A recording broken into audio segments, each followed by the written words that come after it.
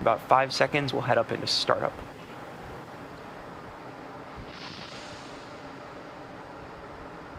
Falcon 9 is in startup.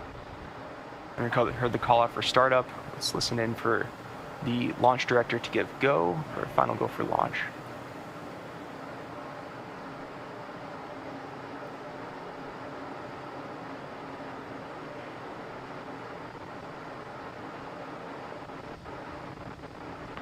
Falcon 9, StarLink LD is go for launch. Never heard the call out. All systems are go for launch. Let's launch as this seconds. Falcon 9 takes our 53 StarLink satellites into orbit.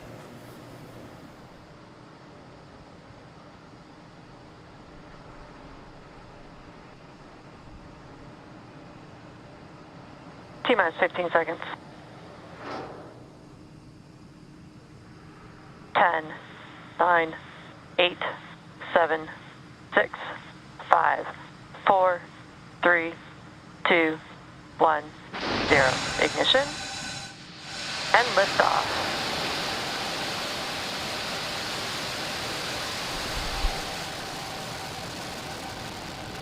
Vehicle is pitching downrange. M1D chamber pressure is nominal.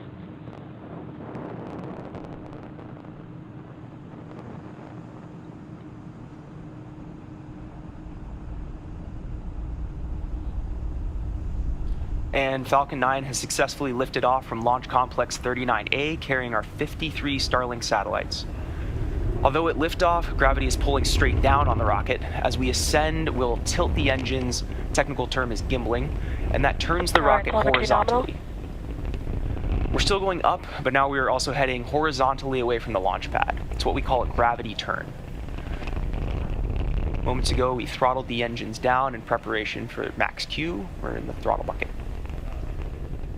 Falcon 9 is supersonic. Max Q is the point during which the vehicle is under maximum dynamic pressure. Max Q. There, we've passed through max Q. Coming up are a quick series of events happening in quick succession. First, MECO, or main engine cutoff. This is where the 9 Merlin engines on the first stage shut off to slow the vehicle down in preparation for the next milestone, stage separation. This is where the first stage separates from the second stage. Start event back chill. As the first stage starts to make its way back to Earth for landing, the second stage continues its journey with SES-1, or second engine start 1. This is where the single Merlin vacuum engine on the second stage lights up and propels the second stage along with the StarLink satellites into orbit. About 30 seconds out from that MECO.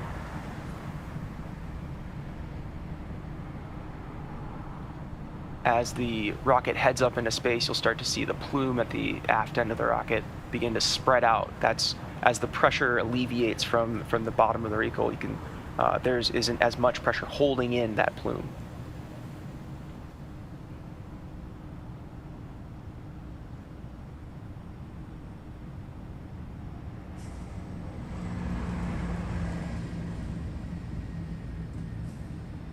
There we saw main engine cut off. Call out for MECO. Stage separation confirmed.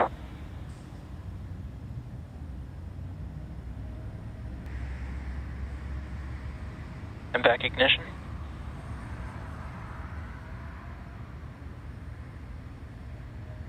Bearing separation confirmed. And we just saw main engine cutoff, stage separation, second engine startup, and fairing deploy. With the fairing halves separated, the satellites are now exposed to the vacuum of space above the second stage of the rocket on the right-hand side of your screen there. While the second stage is doing its job, the first stage is coming back home to Earth and will execute 2 burns. The first is the entry burn. It's a 3-engine burn that helps to slow the stage down. The second burn is the landing burn. It's a single engine burn that helps bring the vehicle speed down rapidly in order to land on our drone ship a shortfall of gravitas, which is the equivalent to a size of a football field. If you're just joining us, we had a successful liftoff. Vehicles are on nominal trajectories.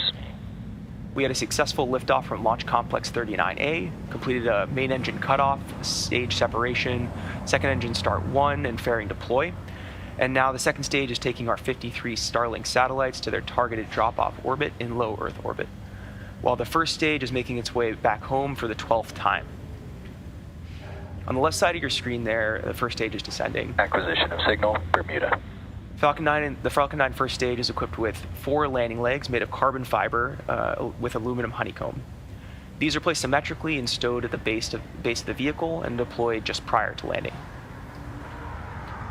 Also on the left-hand side here, you'll see the Falcon 9 is also equipped with 4 hypersonic grid fins, 2 of which are in view.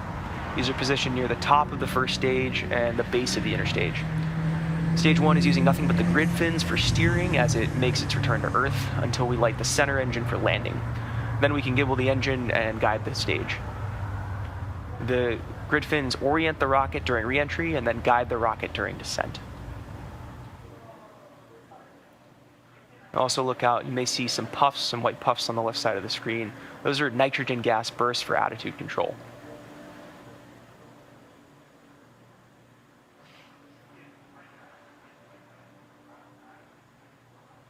Really cool view of the first stage on the left-hand side there.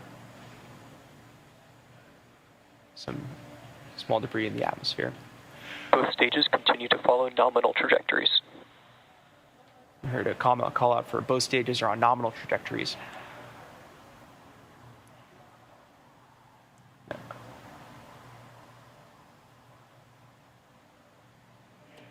As we come up on the start of entry burn in about 40 seconds here, just a reminder that that's a 3-second burn meant to slow the first stage down as it hits the thicker parts of the Earth's atmosphere.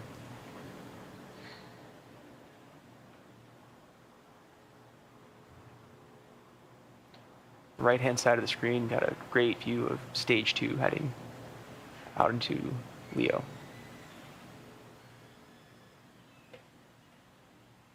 Is that sunrise on the left-hand side of the screen there?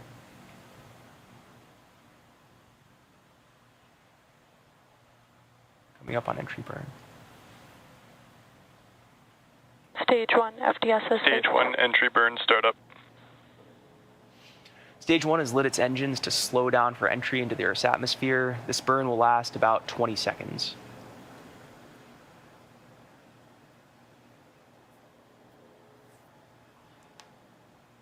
Stage 1, entry burns, shut down.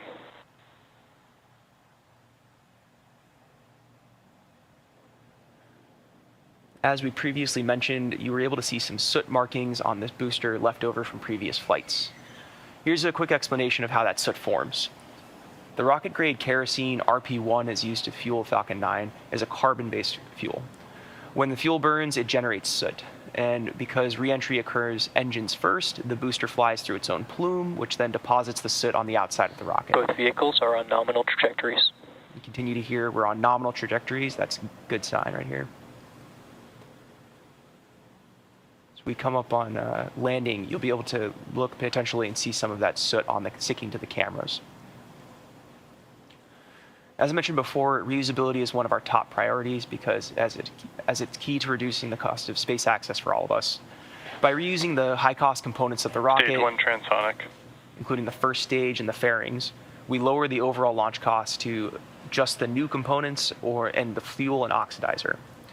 As a reminder, this is the 12th launch of this booster, having previously flown missions Crew Demo 2, Anasis 2, CRS 21, Transporter 1, and 3, and 6 previous StarLink missions. Just a moment here, we'll be coming up on landing burn.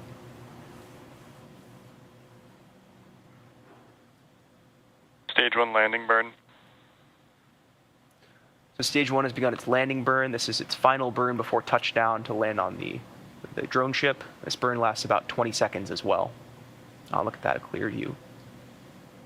Landing leg deploy.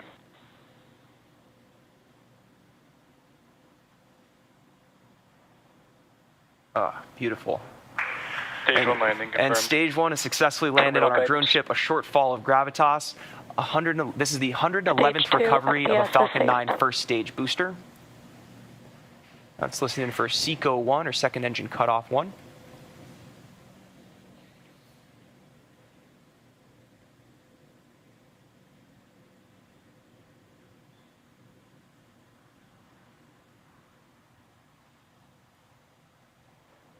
Pico.